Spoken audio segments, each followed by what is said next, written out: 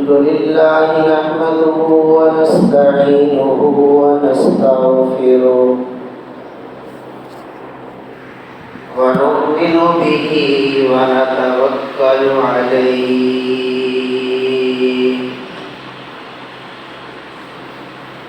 ونعوذ بالله من شرور أنفسنا ومن سيئات أعمالنا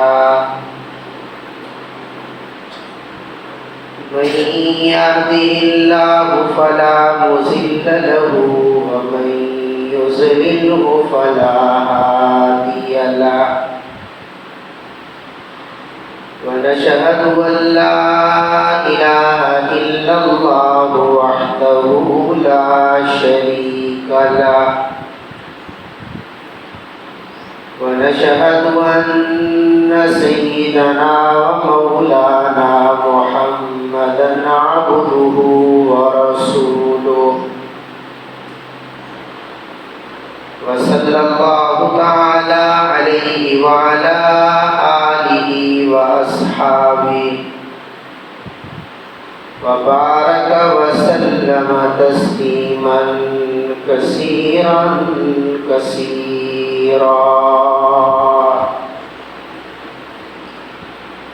أما بعد فأعوذ بالله من الشيطان الرجيم بسم الله الرحمن الرحيم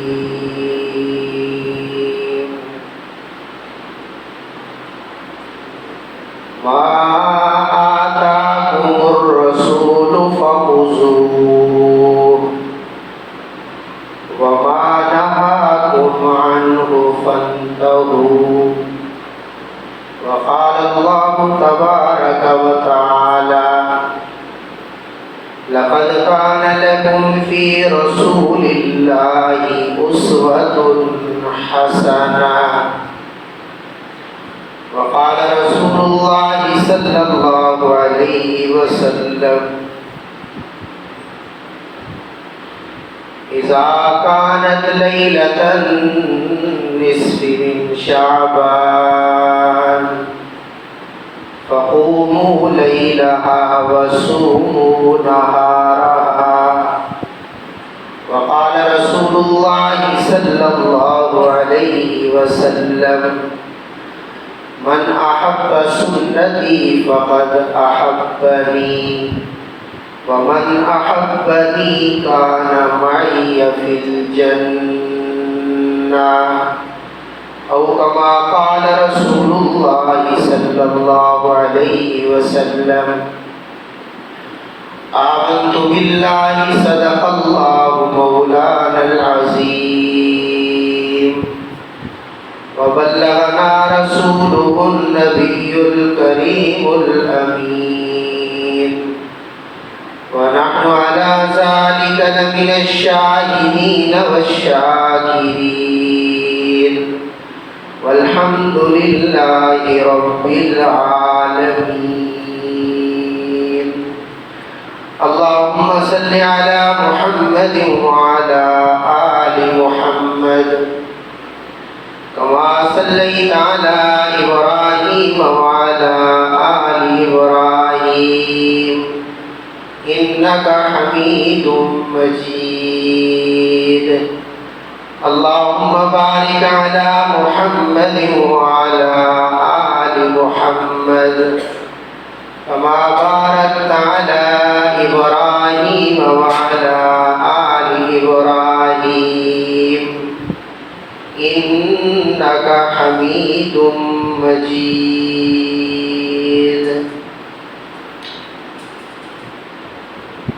انتہائی واجب الاحترام محترم بزرگوں، بھائیوں اور دوستوں،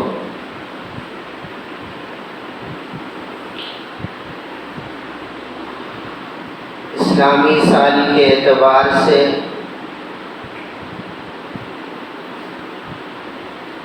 شعبان المعظم کا مہینہ چل رہا ہے۔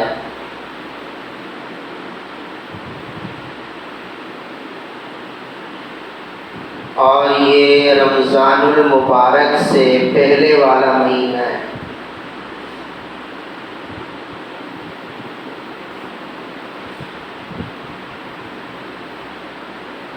اس مہینے کی فضیلت کی ایک وجہ یہ بھی ہے کہ یہ مہینہ اس لیے بھی عظمت والا مہینہ ہے کہ یہ مہینہ رمضان المبارک کی تیاری کا مہینہ ہے۔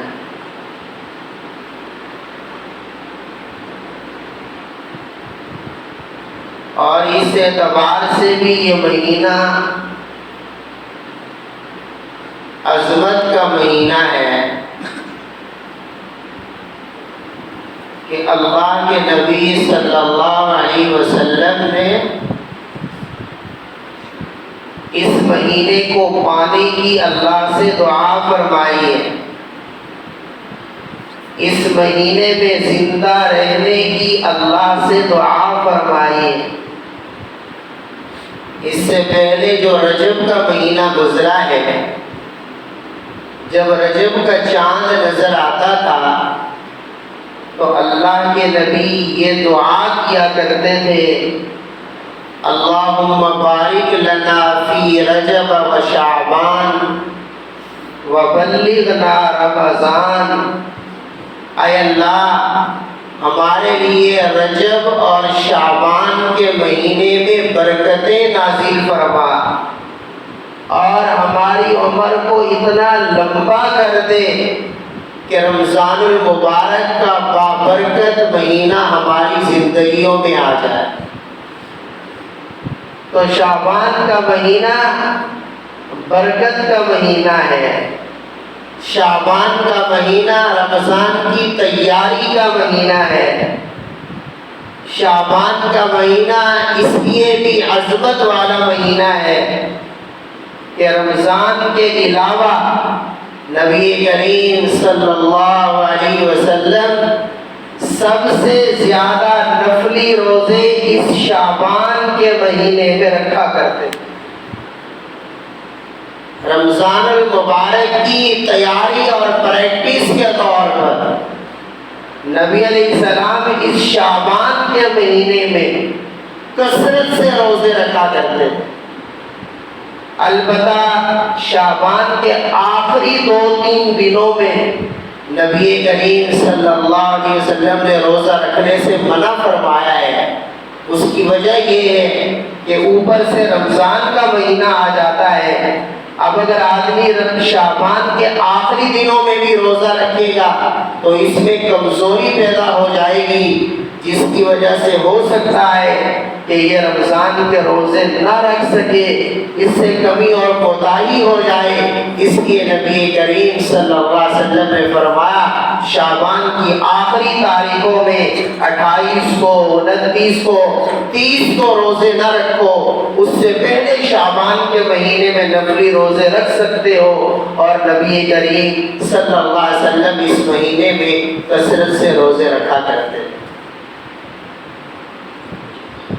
اس شعبان کی فضیلت کی ایک وجہ یہ بھی ہے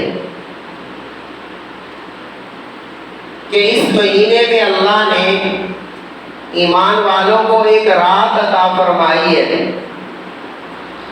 اس رات کو لیلۃ البرات کہتے ہیں، جس کو ہمارے ہاں شب برات کہتے ہیں۔ شب فارسی کا لفظ ہے، رات کو کہتے ہیں، اور برات کا معنی ہوتا ہے چھٹکارے والی رات۔ تو شب برات یعنی چھٹکارے والی رات، اور چونکہ اس رات میں اللہ انسانوں کی مغفرت فرماتے ہیں اور انسانوں کو جہنم سے چھٹکارا عطا فرماتے ہیں، اس لیے اس رات کو شب برات کہا جاتا ہے۔ یہ لفظ شب رات نہیں ہوتا، شب برات ہوتا ہے۔ شب معنی رات اور برات کا معنی چھٹکارے والی رات۔ اور یہ رات 15 شعبان کی رات ہوتی ہے، یعنی آج شام کی جو رات ہوگی، آج 14 شعبان ہے 14 شعبان کی شام کو 15 شعبان کی جو رات ہوتی ہے یہ شب برات کی رات ہوتی ہے۔ شعبان کی فضیلت اس لیے بھی ہے کہ اس میں اللہ نے ایک مغفرت والی رات عطا فرمائی۔ اصل میں اللہ نے انسان کی بخشش کے لیے نہ کچھ بہانے عطا فرمائے۔ اللہ اپنے بندے کو بخشنا چاہتے ہیں، اللہ اپنے بندے پہ رحم فرمانا چاہتے ہیں، تو اللہ نے بخشش کے بہانے اور وسیلے دے دیے۔ فرمایا تم ایسا کر لو گے تو ہم تمہیں معاف کر دیں گے۔ بخشش کے بہانے دے دیے۔ فرمایا وہ شخص جس نے ساری زندگی کفر میں گزار دی، ہماری نافرمانی میں گزار دی، اب بھی اگر وہ ہمارے سامنے آ جائے اور دل سے کلمہ پڑھ لے، مسلمان ہو جائے، ہم کلمے کی برکت سے اس کی زندگی کے سارے گناہوں کو معاف کر دیں۔ بخشش کا بہانہ ہے۔ اللہ کے نبی صلی اللہ علیہ وسلم نے فرمایا کسی چھوٹی سی نیکی کو بھی حقیر نہ سمجھو، چھوٹا نہ سمجھو، چھوٹی سی نیکی کو بھی گھٹیا نہ سمجھو۔ اللہ جب بخشنے پہ آتے ہیں تو چھوٹی سی نیکی پہ اپنے بندے کی مغفرت فرماتے ہیں۔ جیسے میں نے کئی دفعہ سنایا، بخاری شریف کی حدیث ہے، بنی اسرائیل کی ایک فاحشہ زانیہ عورت تھی، ہر ایک اس کو جانتا تھا یہ اچھی عورت نہیں ہے۔ گرمیوں کا موسم تھا، دوپہر کا وقت تھا، وہ جا رہی تھی، راستے میں اس نے دیکھا کنویں کی منڈیر کے پاس ایک کتے کا بچہ پیاس سے مر رہا ہے اور اس کی زبان پیاس سے باہر نکلی ہوئی ہے، وہ ہانپ رہا ہے۔ اس کے دل میں رحم آ گیا، ترس آ گیا کہ اللہ کی مخلوق ہے، پیاس سے مر رہی ہے۔ اس نے بند جوتا پہنا ہوا تھا، جوتا اتارا، دوپٹے سے باندھا، کنویں میں ڈالا، کنویں سے پانی نکالا، کتے کے بچے کو پلایا، کتے کے بچے کی جان بچ گئی۔ اللہ نے کتے کے بچے کو پانی پلانے کی وجہ سے اس فاحشہ عورت کی مغفرت کا فیصلہ فرمایا۔ میرا رب تو اپنے بندے کو بخشنا چاہتا ہے، اس لیے بندہ اگر سچے دل سے اخلاص کے ساتھ اپنے اللہ کو منانے کے لیے چھوٹا سا عمل بھی کر لیتا ہے، میرا رب اس کے چھوٹے عمل کو بھی ضائع نہیں فرماتے، اس کے چھوٹے عمل پر بھی اس کی مغفرت فرماتے۔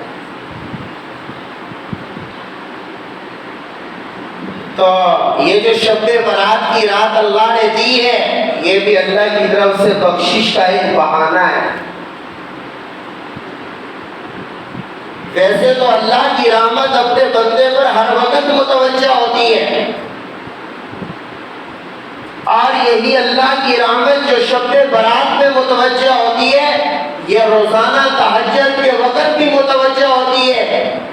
لیکن انسان کمزور ہے، اپنے کاموں میں گھرا ہوا ہے، اپنی مشغولیات میں گھرا ہوا ہے، کمزور ہے، اس کے ساتھ شیطان لگا ہوا ہے، اس کا نفس لگا ہوا ہے، یہ ہر وقت اپنے اللہ کی طرف متوجہ ہونے سے ایک طرح کا قاصر ہے۔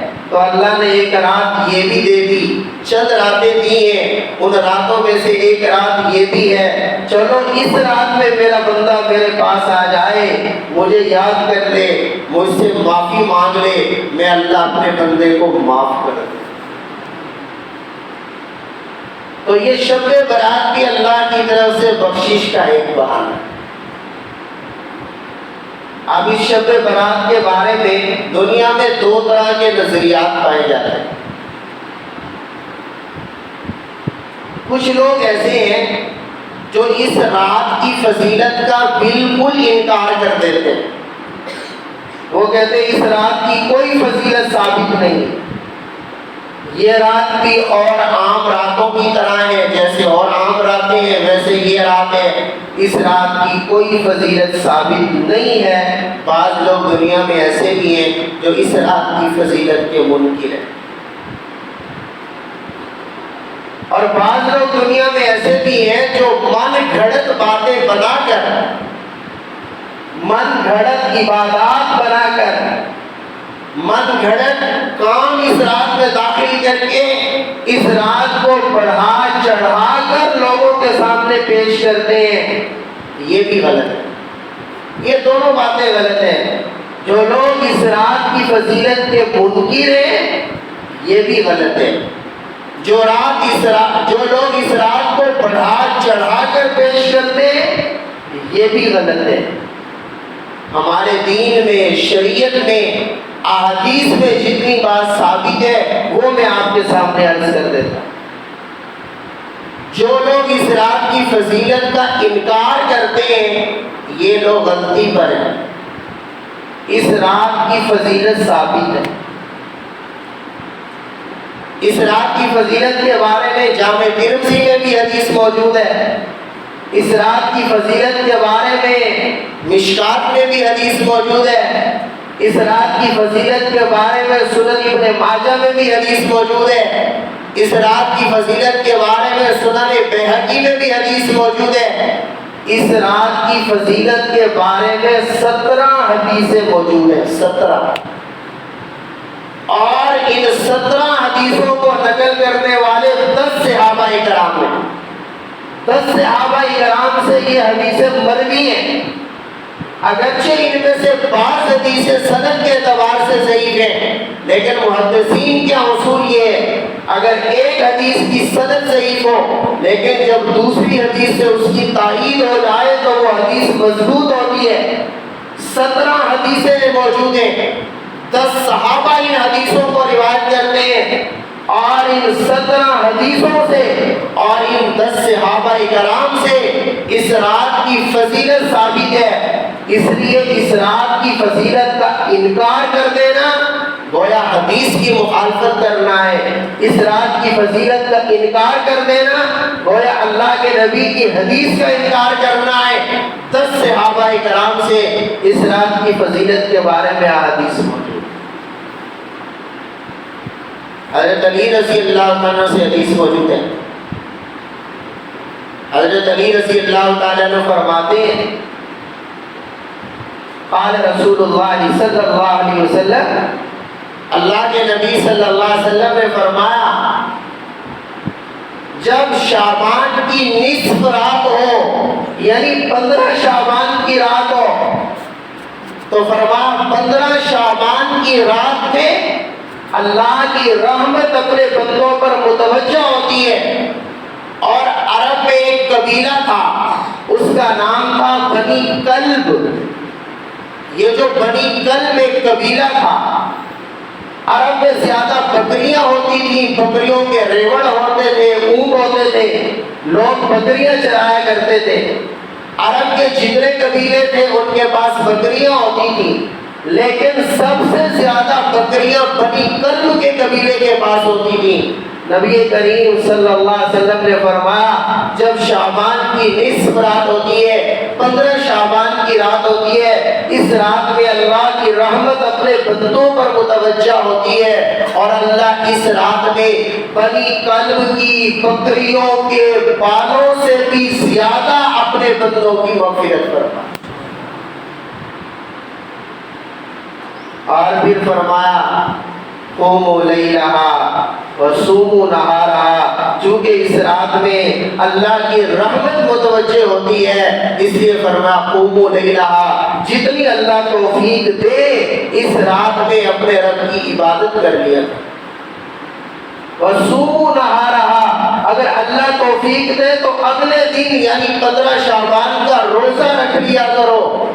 اور پھر حضرت علی فرماتے ہیں رسول اللہ صلی اللہ علیہ وسلم نے فرمایا اس رات اللہ کی رحمت بندوں پر متوجہ ہوتی ہے اور اللہ کی رحمت آوازیں دے رہی ہوتی ہے، حل من مستغفر فاغفر لہ، کیا کوئی مجھ سے بخشش مانگنے والا ہے میں اس کو معاف کر دوں، کیا کوئی مجھ سے رزق مانگنے والا ہے میں اس کے رزق میں برکتیں پیدا کر دوں، کیا کوئی مجھ سے مصیبت زدہ تسلی مانگنے والا ہے میں اسے مصیبت سے آزاد کر دوں، کیا کوئی مجھ سے پریشانی کی دوری مانگنے والا ہے میں اس سے پریشانی کو ہٹا دوں، کیا کوئی مجھ سے عافیت مانگنے والا ہے میں اسے عافیت عطا کر دوں۔ حضرت علی فرماتے صبح تک اللہ کی رحمت بندوں پر متوجہ آتی ہے اور بندوں کو آوازیں دیتی رہتی ہے کہ کوئی ہے جو اللہ کی دربار میں آ کر اللہ سے مانگے، مانگنا تمہارا کام ہے، میرا رب کے دینے میں کوئی دیر نہیں ہے، تم مانگ کے تو دیکھو، میرا رب تو عطا کرنے کے لیے تیار ہے۔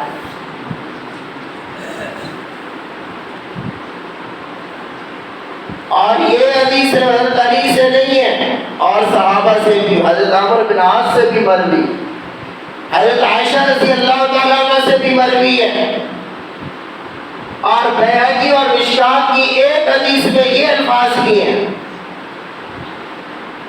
اگرچہ اس میں اختلاف ہے۔ بعض علماء کہتے ہیں انسان کے جو اعمال کا، انسان کے رزق کا، انسان کی عمر کا جو فیصلہ ہوتا ہے، زیادہ علماء یہی کہتے ہیں کہ وہ لیلۃ القدر کی رات میں ہوتا ہے۔ لیلۃ القدر کی رات رمضان کے آخری 10 دنوں کی تاج راتوں میں ہوتی ہے۔ پورے سال کا، اس سال کون دنیا میں آئے گا، اس سال کون دنیا سے جائے گا، اس سال کس کو موت آئے گی، اس سال کس کو کتنا رزق دیا جائے گا، یہ سارے فیصلے تو اللہ کے پہلے سے لکھے ہوئے ہیں، لیکن متعلقہ فرشتوں کے سپرد جو یہ فیصلے کیے جاتے ہیں، زیادہ علماء یہی کہتے ہیں کہ وہ لیلۃ القدر کی رات میں ہوتے ہیں، لیکن بعض علماء یہ کہتے ہیں کہ نہیں، فرشتوں کے سپرد یہ کام اس لیلۃ القدر کی نہیں بلکہ شب برات کی رات میں پیش کیے جاتے ہیں۔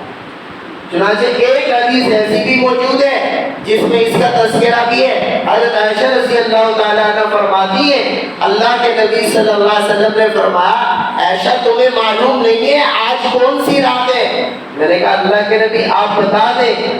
آپ نے فرمایا آج لیلۃ البرات ہے، آج اللہ کی طرف سے مغفرت اور چھٹکارے کی رات ہے، اور فرمایا اس رات میں فرشتوں کے سپرد ڈیوٹیاں کر دی جاتی ہیں کہ اس سال کون دنیا میں آئے گا، پیدا ہوگا، اس سال کون دنیا سے جائے گا، کس کی روح نکالی جائے گی، اس سال کس کو کتنا رزق دیا جائے گا، اور اس رات میں انسانوں کے اعمال اللہ کے ہاں پیش کیے جاتے ہیں۔ اگرچہ زیادہ علماء کہتے ہیں لیلۃ القدر میں ہوتا ہے، لیکن ایک حدیث موجود ہے، بعض علماء کا قول موجود ہے، احتمال موجود ہے کہ اس رات میں بھی ہمارے اعمال اللہ کے ہاں پیش کیے جاتے ہوں، اور ایک حدیث میں حضور صلی اللہ علیہ وسلم نے فرمایا کہ اس رات میں اللہ کے ہمارے اعمال اللہ کے ہاں پیش کیے جاتے ہیں، تو میں پسند کرتا ہوں جب مجھ محمد کے اعمال پیش ہوں تو میں روزے کی حالت میں ہوں، اس لیے میں محمد شعبان میں روزے رکھتا ہوں۔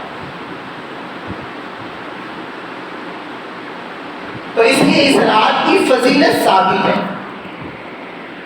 اس لیے اس رات کی فضیلت کا انکار کر دینا یہ غلط بات ہے، یہ احادیث کی مخالفت۔ میں وضاحت سے اس لیے عرض کر رہا ہوں کہ سوشل میڈیا پر آج کل مفت کے مفتی بہت بیٹھے ہوتے ہیں،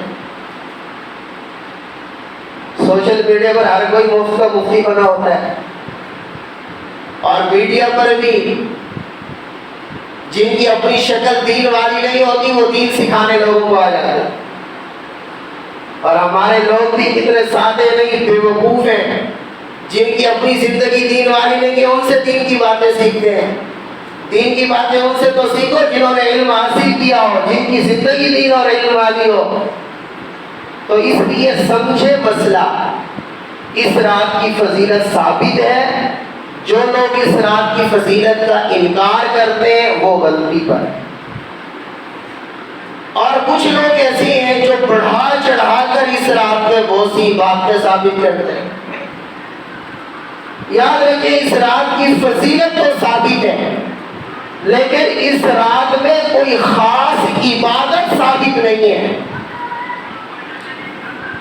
اس رات کی فضیلت ثابت ہے، لیکن کوئی خاص عبادت اس رات میں ثابت نہیں ہے. جیسے لوگوں میں مشہور ہے کہ اس رات میں فلاں نماز پڑھو، پہلی رکعت میں یہ پڑھو، دوسری رکعت میں یہ پڑھو، تیسری اور چوتھی رکعت میں یہ پڑھو. ایسی کوئی بات حدیث اور شریعت سے ثابت نہیں ہے، من گڑت ہے. ابھی سوشل میڈیا پر ایک اور بات گردش کر رہی ہے، کیا کہ اپریل کی 3 کو پہلا روزہ ہوگا، اور نبی کریم صلی اللہ علیہ وسلم نے فرمایا جو رمضان کی سب سے پہلے مبارک دے گا اس پر جہنم کی آگ حرام ہے. کوئی حدیث نہیں ہے، بالکل جھوٹ ہے. کوئی حدیث نہیں ہے رمضان کی مبارک دینے کے بارے میں، بالکل جھوٹ ہے. اور نبی کریم صلی اللہ علیہ وسلم نے فرمایا من کذب علی متعمدا فجزاؤہ جہنم فلیتبوأ مقعدہ من النار. فرمایا جو میری طرف غلط حدیث منسوب کرے، آج جو بھی الٹا کہتے ہیں حدیث ہے حدیث ہے حدیث ہے، تمہیں کیا پتا حدیث ہے؟ حدیث کس کو کہتے ہیں؟ محدثین نے جب حدیثیں نہیں تو کتنا احتیاط کیا. امام بخاری رحمۃ اللہ علیہ نے حدیثیں لکھی، ہر حدیث سے پہلے استخارہ کیا، اس کے راویوں کو چھانا، غسل کیا، خوشبو لگائی، استخارے میں جو حدیث آئی پھر اپنی صحیح بخاری میں لکھی، راویوں کے حالات معلوم کیے کہ اس حدیث کو روایت کرنے والا راوی کیسا ہے، دیندار ہے یا نہیں، اس کے پاس علم ہے یا نہیں، اس کی زندگی شریعت کے مطابق ہے یا نہیں. ایسے حدیث کوئی آسان تھوڑی ہے، جو بھی اڑتا ہے وہ حدیث بن جاتا ہے. اس لیے ایسی کوئی بات علماء سے پوچھے بغیر اس پہ نہ عمل کرنی چاہیے نہ آگے بیان کرنی چاہیے. آپ نے فرمایا جو بات میں نے بیان نہیں کی، جو حدیث میں نے بیان نہیں کی، اگر لوگ اس کو حدیث بیان کریں گے، حدیث بنا کر لوگوں کے سامنے پیش کریں گے، میری طرف جھوٹی حدیث کی نسبت کریں گے، جھوٹی بات کی نسبت کریں گے، آپ نے فرمایا تیار ہو جائیں فَلْيَتَبَوَّأْ مَقْعَدَهُ مِنَ النَّارِ. ایسے لوگوں کا ٹھکانہ جہنم میں ہو. علماء سے پوچھیں کیا حدیث ہے کیا نہیں ہے. تو شب برات کی فضیلت ثابت ہے لیکن کوئی خاص عبادت ثابت نہیں. اس رات میں خاص نماز پڑھنا، نماز کا خاص طریقہ مقرر کر لینا کوئی ثابت نہیں. نفلی نماز اکیلے پڑھی جاتی ہے. آپ نفلیں پڑھتے ہیں نا، اکیلے پڑھتے ہیں، جماعت نہیں ہوتی نفلوں. جماعت انہی نمازوں کی ہوگی جو نبی علیہ السلام سے ثابت ہے. بس نفلی نمازوں کی جماعت نہیں ہوتی. ہمارے امام اعظم ابو حنیفہ کے نزدیک نفلی نماز کی جماعت مکروہ تحریمی ہے، حرام ہے. اگر نفل جماعت سے پڑھیں گے ثواب نہیں ہوگا، الٹا گناہ ہوگا. صلاۃ التسبیح کی نماز نفلی نماز ہے، اگر کوئی پڑھنا چاہتا ہے اکیلے پڑھے. صلاۃ التسبیح کی جماعت حضور اور صحابہ سے ثابت نہیں. اب اگر اس کے لیے اعلان کیا جائے، لوگوں کو بلایا جائے، مسجد میں اس کی جماعت کی جائے، یاد رکھیں یہ جماعت مکروہ تحریمی ہے، اس کا کوئی ثواب نہیں ہوگا، الٹا گناہ ہوگا. اس رات کی فضیلت ثابت ہے لیکن کوئی خاص عبادت ثابت نہیں ہے. اس دن میں دعوتیں بھی ہوتی ہیں، حلوے بھی پکائے جاتے ہیں، کہیں کہیں حلوہ پوڑیاں تقسیم کی جاتی ہیں، کہیں کہیں کچھ اور بنایا جاتا ہے. اور دین کا ایک حکم سمجھ کر اس دن میں دعوت کی جاتی ہے اور خیرات کی جاتی ہے. یاد رکھیں اس کا شریعت میں کوئی ثبوت نہیں. ویسے دعوت خیرات ثواب کا کام ہے. میں تو کہا کرتا ہوں آگے پیچھے دعوت کیا کرو، ہمیں بھی بلایا کرو.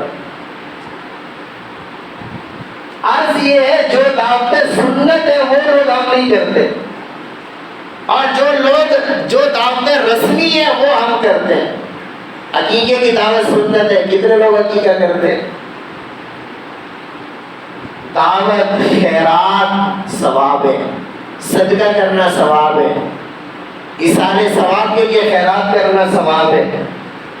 لیکن دین اپنی مرضی پر چلنے کا نام نہیں ہے. میرا جملہ یاد رکھیں. حضرت تھانوی رحمۃ اللہ علیہ فرماتے ہیں دین اپنی مرضی پر چلنے کا نام نہیں ہے بلکہ دین حضور رحمت عالم صلی اللہ علیہ وسلم کی اتباع کا نام ہے. جس طرح حضور نے کیا اسی طرح کرنا دین ہے. ہم اپنے ذہن اور عقل پہ چلیں گے اس کا نام دین نہیں. تو یاد رکھیں اس دن میں دعوت کرنا، حلوے بنانا، چاول، بریانی، گوشت کوئی ثابت نہیں ہے. اور اگر کوئی اس کو سنت سمجھ کر کرتا ہے، دین کا حصہ سمجھ کر کرتا ہے تو بالکل غلط ہے. آج کے دن دعوت کوئی ثابت نہیں ہے، کوئی سنت نہیں ہے، کبھی حضور اور حضور کے صحابہ نے نہیں کی. آگے پیچھے آپ کر لیں، دعوت کرنا ثواب کا کام ہے. جب بھی اللہ کی رضا کے لیے کریں گے ثواب ہوگا. لیکن 14 شعبان کو 15 کی رات کو دعوت کرنا کوئی نہ شریعت کا حکم ہے، نہ سنت ہے، نہ مستحب ہے، نہ ثابت ہے. تو میں عرض کر رہا تھا اس رات کی فضیلت ثابت ہے لیکن کوئی خاص حکم اور خاص عبادت ثابت نہیں ہے. پھر کیا کرنا ہے؟ انفرادی عمل کرنا ہے. اللہ جس کو جو توفیق دے، جتنی نفلوں کی توفیق دے آپ اکیلے نفلیں پڑھیں، جتنی اللہ تلاوت کی توفیق دے آپ تلاوت کریں، جتنا درود شریف کی توفیق دے درود شریف پڑھیں، اللہ سے استغفار کریں، اللہ سے دعا کریں، تہجد کی نماز پڑھیں، اللہ سے توبہ استغفار کریں، لیکن انفرادی کریں. اور مسجد میں بھی ضروری نہیں ہے، گھر میں بھی کر سکتے ہیں. مسجد میں کریں پھر بھی جائز ہے، گھر میں انفرادی عبادت کریں تب بھی جائز ہے. اس کے لیے مسجد میں جمع ہونا، لوگوں کا اکٹھا ہونا، اس کے لیے جماعت کرنا، مسجد کو چراغاں کرنا، مسجد میں ایک سماج ہونا کوئی ضروری نہیں ہے. یہ ماحول ہم لوگوں نے بنا لیا ہے، یہ ماحول ہمارے دین اور ہماری شریعت کا نہیں ہے. اس رات میں انفرادی عبادت کریں، اللہ کو راضی کرنے کی کوشش کریں، اللہ کی رحمتیں اور مغفرتیں لوٹنے کی کوشش کریں، نوافل پڑھیں، تلاوت کریں، ذکر اللہ کریں، استغفار، درود شریف، توبہ استغفار، اللہ سے دعا کریں. لیکن انفرادی طور پر کریں، تنہا کریں. مسجد میں بھی کر سکتے ہیں، گھر میں بھی کر سکتے ہیں. اور اصل یہی ہے جب بندہ تنہائی میں اپنے رب سے باتیں کرتا ہے، تنہائی میں اپنے رب کو مناتا ہے، اصل مزہ یہی ہے، اصل ایمان کا تقاضا یہی ہے. اصل خلوت میں جو اللہ کا قرب نصیب ہوتا ہے وہ جلوت میں نہیں ہوتا، تنہائی میں جو اللہ کا قرب نصیب ہوتا ہے. اس لیے بخاری کی حدیث میں اللہ کے نبی نے فرمایا جو تنہائی میں آ کر اللہ کے سامنے روئے، تنہائی میں آ کر اللہ سے توبہ کرے اور اس کی آنکھوں سے آنسو گرے، فرمایا ایسے آدمی کو اللہ کی آمد کے دن عرش کے سائے میں جگہ عطا فرمائے. جس کو عرش کے سائے میں جگہ ملے گی، مطلب یہ ہوگا اس کا کوئی حساب و کتاب نہیں ہوگا. جو تنہائی میں رب کے سامنے روتا ہے، رب سے توبہ استغفار کرتا ہے، رب کو مناتا ہے، تنہائی میں اللہ کی عبادت کرتا ہے، اس کا کوئی حساب نہیں ہوگا. اللہ اسے بغیر حساب کے جنت میں داخل فرمائے. تنہائی میں اللہ کو منائیں، اپنی تنہائیوں کو اللہ کی یاد سے وابستہ کریں. ہمارے استاد شیخ الاسلام مفتی تقی عثمانی دعوت برکاتہ کی ایک نظم ہے، ایک تو شعر سنا دیتا ہوں. حضرت فرماتے ہیں درد سے یادوں سے اشکوں سے شناسائی ہے. حضرت اپنی تنہائی کی بات کر رہے ہیں. اگر ہم اپنی تنہائی کو دیکھیں، ہماری تنہائیاں تو گناہوں سے بھری ہوتی ہیں، ہم تو تنہائیوں میں گناہ کرتے ہیں. حضرت فرماتے ہیں درد سے یادوں سے اشکوں سے شناسائی ہے، کتنا آباد میرا گوشے تنہائی ہے. اور اگر ہم پڑھیں تو ہم تو کہیں گے کتنا برباد میرا گوشے تنہائی. ہماری تو تنہائیوں برباد ہیں اللہ کی نافرمانیوں میں. اگر تنہائیوں میں اللہ کی یاد ہو اور اللہ کی یاد پہ رونا ہو تو یہ تنہائی بھی آباد ہے، یہ تنہائی کامیاب ہے.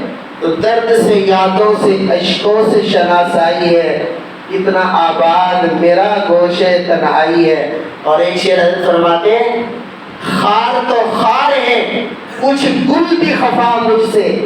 اس کا مطلب ہے بیگانے تو بیگانے ہیں، اپنے بھی ہم سے ناراض ہیں. خار تو خار ہے کچھ گل بھی خفا مجھ سے، میں نے کانٹوں سے الجھنے کی سزا پائی ہے۔ اور ایک شعر حضرت فرماتے ہیں ان کا دیدار تکی کیسا قیامت ہوگا۔ کس کا؟ اللہ کا دیدار، اللہ کے نبی کا دیدار۔ اللہ کے نبی نے فرمایا قیامت کے قریب ایسے لوگ آئیں گے جو چاہیں گے کہ ہمارا سب کچھ لگ جائے، ہمیں اپنے نبی کا دیدار نصیب ہو جائے۔ اور ہر مومن چاہتا ہے میرا سب کچھ لگ جائے، مجھے اپنے نبی کا دیدار نصیب ہو جائے۔ اور جنت کی سب سے بڑی نعمت اللہ کا دیدار ہوگا۔ اللہ کا دیدار سب سے بڑی نعمت ہے، اور اللہ جنت میں جنتیوں کو دیدار اپنا نصیب فرمائیں گے۔ تو حضرت فرماتے ہیں ان کا دیدار تکی کیسا قیامت ہوگا، ان کا دیدار تکی کیسا قیامت ہوگا، جن کے تصور میں فقط یہ رعنائی ہے۔ تو اصل تو یہی ہے بندہ تنہائی میں اپنے رب کو منائے، تنہائی میں اپنے رب سے توبہ کرے، تنہائی میں اپنے رب سے دوستی ہو۔ ایک حدیث میں حضرت عائشہ فرماتی ہے اللہ کے نبی بیٹھے تھے، اللہ کے نبی مشغول تھے، میں نے محسوس کیا کہ حضور کا دماغ اور توجہ یہاں نہیں ہے۔ میں نے بلایا اللہ کے نبی کو، یا رسول اللہ، میرے شوہر اللہ کے نبی۔ حضور نے مجھے کوئی جواب نہیں دیا۔ تھوڑی دیر کے بعد پھر حضور تشریف لائے، میں نے کہا یا رسول اللہ صلی اللہ علیہ وسلم، میں نے آپ کو بلایا ہے، آپ نے کوئی جواب ہی نہیں دیا۔ آپ نے فرمایا عائشہ میرے کچھ لمحات میرے رب کے ساتھ ایسے ہوتے ہیں جن میں دنیا والوں میں سے کسی اور کا گزر نہیں ہوتا۔ میرے کچھ تنہائی کے لمحات میرے رب کے ساتھ ایسے ہوتے ہیں دنیا والوں میں مجھے کوئی یاد نہیں ہوتا، ان لمحات میں صرف اور صرف میرا اللہ مجھے یاد ہوتا۔ تو تنہائی میں عبادت کریں، وقت ختم ہو گیا، ختم کر رہا ہوں۔ تو ایک تو اس رات میں انفرادی عبادت کرنی ہے، جتنی اللہ توفیق دے دے انفرادی عبادت کریں۔ اور دوسرا ایک حدیث سے یہ بات بھی ثابت ہے جو حضرت علی کی حدیث میں نے آپ سے پڑھی کہ اگلا دن 15 شعبان، حضرت علی سے ایک حدیث سے یہ بات ثابت ہے کہ 15 شعبان کا روزہ رکھو۔ تو 15 شعبان کا روزہ رکھنا حدیث سے ثابت ہے، اگرچہ یہ حدیث ضعیف ہے لیکن فضائل کے معاملے میں ضعیف حدیث بھی مقبول ہوتی ہے۔ تو اس لیے علماء کہتے ہیں 15 شعبان کا روزہ رکھنا مستحب ہے، مستقل سنت نہیں، مستحب ہے، اور عام نفلی روزوں سے اس کا ثواب زیادہ ہے۔ اور اگر کوئی 15 شعبان کا روزہ اس نیت سے بھی رکھ لے کہ نبی علیہ السلام شعبان کے مہینے میں زیادہ روزے رکھتے تھے، اور اس لیے بھی رکھ لے کہ 15 شعبان کا روزہ ایام 20 کے روزوں میں سے، ایام 20 کے روزے کہتے ہیں ہر مہینے میں 3 روزے رکھنا، چاند کی 13 کو، 14 کو اور 15 کو، ہر مہینے میں یہ 3 روزے رکھنا، ان کو شریعت میں ایام 20 کہتے ہیں۔ اور میرے نبی ہر مہینے میں یہ 3 روزے اکثر رکھتے تھے، اور یہ 3 روزے ہر مہینے میں رکھنا سنت ہے۔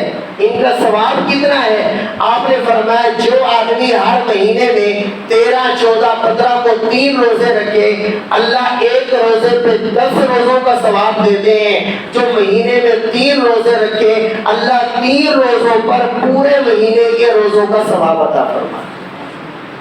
اس لیے اگر کوئی ایام 20 کا روزہ سمجھ کر شعبان کا روزہ 15 شعبان کا کل کے دن کو روزہ رکھ لے تو مستحب ہے، اجر و ثواب کا باعث ہے، اس پر ثواب ہوگا۔ تو 2 کام، اس رات میں انفرادی عبادت کریں جتنا ہو سکے، کل کا ہو سکے تو روزہ رکھ لیں، اور ایک حدیث میں زندگی میں ایک دفعہ نبی علیہ السلام سے اس رات میں قبرستان جانا بھی ثابت ہے۔ حدیث سنا دیتا ہوں، حضرت عائشہ رضی اللہ عنہ فرماتی ہیں اللہ کے نبی میرے گھر پہ تشریف لائے اور میرے ساتھ بیٹھے باتیں کرتے رہے، پھر آپ نے مجھ سے اجازت مانگی، چونکہ وہ وقت حضرت عائشہ کا حق تھا، حضرت عائشہ کا وقت تھا، حضور نفلی عبادت کرنے لگے تھے تو اس لیے پہلے بیوی سے اجازت مانگی۔ ہم لوگ نفلی کام کو تو اہمیت دیتے ہیں، فرض اور واجب کام کو اہمیت نہیں دیتے۔ حضرت عائشہ سے اجازت مانگی، عائشہ اگر اجازت ہو تو میں نفلیں پڑھ لوں؟ حضرت عائشہ نے فرمایا اللہ کے نبی پڑھ لو۔ اللہ کے نبی نفلیں پڑھنے میں مشغول ہو گئے، حضرت عائشہ کہتی ہے میں سو گئی، میری نیند کھلی تو اللہ کے نبی موجود نہیں تھے، میرے ذہن میں ویسے خیال آیا کہ شاید اللہ کے نبی کسی اور بیوی کے گھر میں گئے ہوں گے، چنانچہ میں چلی باہر آئی، دیکھا حضور کی سب بیویوں کے گھروں میں اندھیرا تھا، کوئی روشنی نہیں تھی۔ پھر میں نے ایک طرف سے آواز سنی تو دیکھا جنت البقیع جو مدینہ کا قبرستان ہے، اس قبرستان کی ایک طرف اللہ کے نبی موجود ہیں اور رو رو کر اللہ سے دعا کر رہے ہیں، اللہ میری امت کو معاف کر دے۔ حضرت عائشہ کہتی ہے جب میں نے حضور کو سنا، حضور رو رو کر دعا کر رہے تھے، میں پیچھے دوڑی، اللہ کے نبی پیچھے سے آئے، فرمایا عائشہ تمہارا کیا خیال ہے، میں تم پر ظلم کروں گا، تمہاری باری کسی اور کو دوں گا؟ عائشہ یاد رکھو اللہ کا نبی کسی پہ ظلم نہیں کیا کرتا۔ پھر فرمایا عائشہ آج کی رات شب برات کی رات ہے، آج کی رات اللہ کی رحمت اور مغفرت کی رات ہے، تو اس لیے میں نفلیں بھی میں نے پڑھی اور وہاں میں قبرستان میں بھی گیا تھا اور میں نے وہاں جنت البقیع کے قبرستان والوں کے لیے اور تمام اپنی امت کے لیے اللہ سے مغفرت کی دعا کی ہے کہ اے اللہ میری امت کی بخشش فرما۔ تو پوری زندگی میں اس رات میں ایک دفعہ نبی علیہ السلام سے قبرستان جانا بھی ثابت ہے۔ اگر کوئی زندگی میں ایک دفعہ قبرستان چلا جائے تو اس حدیث پہ عمل ہو جائے گا، لیکن اس رات میں ہر سال قبرستان جانا، اس کو مستقل سنت سمجھنا، اس کو مستقل دین کا حصہ سمجھنا، یہ کوئی سنت نہیں ہے۔ ہاں کبھی کبھی زندگی میں اس رات میں بھی قبرستان چلے جائیں تو اس حدیث پہ عمل ہو جائے گا، لیکن ہر سال جانا ضروری نہیں ہے، لیکن ویسے قبرستان جانا چاہیے۔ اللہ کے نبی نے فرمایا روزانہ جاؤ، روزانہ نہیں جا سکتے ہفتے بعد جاؤ، ہفتے بعد نہیں تو مہینے بعد جاؤ، فرمایا قبرستان جاؤ گے، قبروں کو دیکھو گے، تمہیں عبرت حاصل ہوگی، تمہیں اپنی موت یاد آئے گی۔ اس لیے صحابہ کرام قبرستان جاتے تھے، اس لیے ہمیں قبرستان جانا چاہیے۔ پڑھ کر جو ہمیں آتا ہو پڑھ کر اِیصال ثواب بھی کر دینا چاہیے، اللہ سے دعا بھی کر دینی چاہیے۔ قبرستان ہمیں قبروں پر جانا چاہیے تاکہ ہمیں اپنی موت بھی یاد رہے اور ہمیں اپنی قبر اور آخرت بھی یاد رہے، اور قبرستان جانے کا مقصد بھی یہی ہے تاکہ ہمیں اپنی موت یاد رہے، ہمیں اپنی قبر یاد رہے، ہمیں اپنی آخرت یاد رہے۔ تو یہ وہ باتیں ہیں جو کرنے کی ہیں، ہمارے دین سے ثابت ہیں کہ اس رات میں انفرادی عبادت جتنی ہو سکے کر لیں، اللہ سے توبہ استغفار کر لیں، ہو سکے تو کل کا روزہ رکھ لیں، مستحب ہے، کبھی کبھی اس رات میں قبرستان چلے جائیں۔ اس کے علاوہ جتنے کام ہم لوگ کرتے ہیں، ہم تو اب اس رات کو عید سمجھتے ہیں، عید۔ اب پتہ نہیں عیدیں بھی کتنی پیدا ہو گئی ہیں، سال میں کتنی عیدیں سنتے ہیں، کوئی جشن عید، عرس عید، میلاد عید، شب برات عید، عید۔ حالانکہ ہمارے نبی نے فرمایا اسلام میں صرف 2 عیدیں بس، ایک عید الفطر ہے، ایک عید الاضحیٰ ہے، اس کے علاوہ اسلام میں کوئی عید نہیں ہے۔ اس کے علاوہ اگر ہم کوئی عید بنائیں گے تو وہ ہماری عید ہے، ہمارے دین کی کوئی عید نہیں ہے۔ اللہ سے دعا ہے اللہ ہمیں رسومات اور بدعات سے محفوظ فرمائے، سنت پر چلنے کی توفیق عطا فرمائے۔ وآخر دعوانا ان الحمدللہ۔